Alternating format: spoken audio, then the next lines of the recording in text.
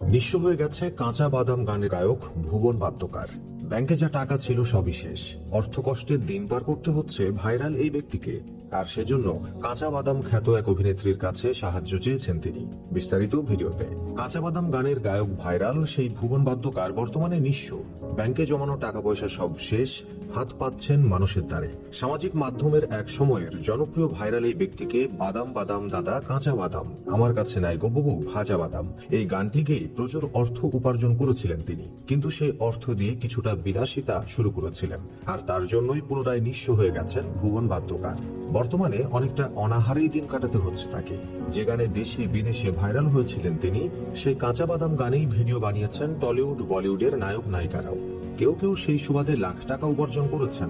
সামাজিক মাধ্যম থেকে গান জনপ্রিয়তা পেলেও ভুবন তার ক্যারিয়ার করতে পারেননি। শুরুর দিকে দেশের বিভিন্ন প্রান্তে গানের জন্য ডাক পেলেও এখন আর ভুবনকে কেউই মনে রাখেনি। ফলে অর্থ কষ্টে দিন পার করতে হচ্ছে ভাইরাল এই ব্যক্তির। ভুবন বাদ্যকার জানালেন, তিনি এখন কার্যত নিঃস্ব। ব্যাংকে যা টাকা ছিল তা প্রায় শেষ। এখন আর কেউ তাকে সেভাবে ডাকেন না, ফলে রোজগারও নেই। এমন অবস্থায় তিনি সাহায্য চাইছেন অঞ্জলির কাছে, আর যে কিনা কাঁচা বাদাম খ্যাত অভিনেত্রী। এই গানে রিল বানিয়ে বেশ জনপ্রিয়তা অর্জন করেছিলেন অঞ্জলি। পাশাপাশি বলিউড অভিনেত্রী কঙ্গনা রানাওয়াত সঞ্চালিত রিয়েলিটি শোতেও হাজির হয়েছিলেন তিনি।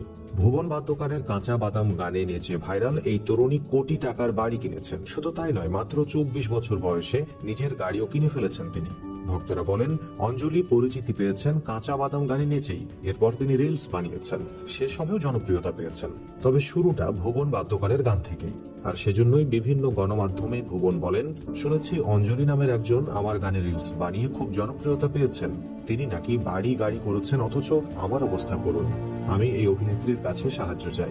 তার দাবি, অঞ্জলি তার গানেই জনপ্রিয় হয়েছেন, অথচ ভুবন কিছুই করতে পারেননি। বাড়ি বানাতে শুরু করেছিলেন, সেটাও শেষ হয়নি। এখন আর আগের মতো কাঁচা বাদাম বিক্রি করার অবস্থাটাও তার নেই।